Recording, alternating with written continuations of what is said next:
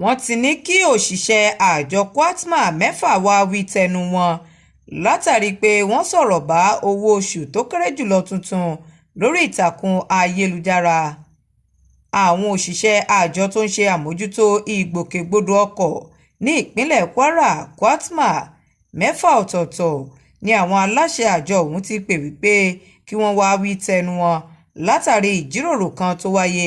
lórí àtẹ ìtàkùn WhatsApp tó jẹ́ ti àjọ ọ̀hún,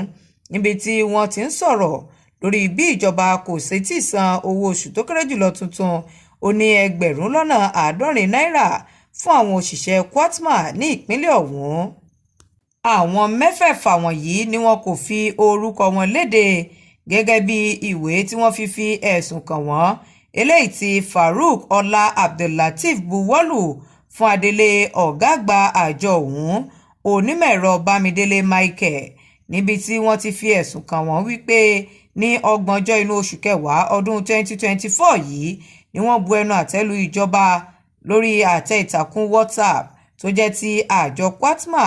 látàrí wípé ìjọba kò tí ì san owó oṣù tó kéré jùlọ tuntun, pẹ̀lú bí àwọn ẹni ọ̀rọ̀ kan ti fi tó àwọn òṣìṣẹ́ àjọ ọ̀hún létí wípé wọ́n ti yanjú ọ̀rọ̀ náà, tó sì jẹ́ wípé kì í ṣe àjọ Kwatma nìkan lọ̀rọ̀ ọ̀hún kàn ní ìpínlẹ̀ Kwara. Eléyìí tí ó jẹ́ àìgbọràn sí àwọn aláṣẹ yàtọ̀ sí pé ó tako àgbékalẹ̀ iṣẹ́ àjọ ọ̀hún, ó tún ní ìjìyà tó tọ́ lábẹ́ òfin ìgbanisíṣẹ́ ní ìpínlẹ̀ Kwara. Wọ́n ti wá ní kí wọ́n ṣàlàyé tẹnu wọn ìdí tí wọn kò fi ní fi ìjìyà tó tọ́ jẹ wọ́n